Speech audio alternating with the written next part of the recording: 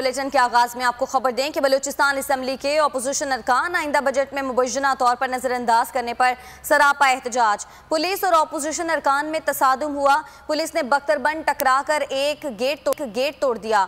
2 अरकान असम्बली जख्मी हो गए। मरकजी गेट पर अपोजिशन का धरना जारी है। बलूचिस्तान असम्बली के मनाजिर हैं ये, जहां पर अपोजिशन अरकान आइंदा बजट में मुबैना तौर पर नजरअंदाज करने पर सरापा एहतजाज है। पुलिस और अपोजिशन अरकान में तसादुम हुआ है। पुलिस ने बख्तरबंद टकराकर एक गेट भी तोड़ दिया है। 2 अरकान असेंबली हैं जो कि जख्मी हुए हैं, जबकि मरकजी गेट पर ऑपोजिशन का धरना इस वक्त भी जारी है। ऑपोजिशन की जानिब से यह कहा गया है कि कुछ भी हो जाए आज का बजट इजलास नहीं होने देंगे और पुलिस मुकम्मल तौर पर यहां नाकाम दिखाई देती है। पुलिस ने ऑपोजिशन को रोकने की बहुत कोशिश की, लेकिन ऑपोजिशन अरकान इस वक्त सरापाए एहतजाज हैं।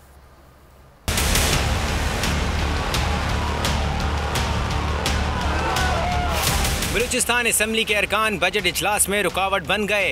अपोजिशन बजट में नजरअंदाज करने पर सरापाए एहतजाज। अपोजिशन ने असम्बली के चारों गेट ताले लगाकर बंद कर दिए।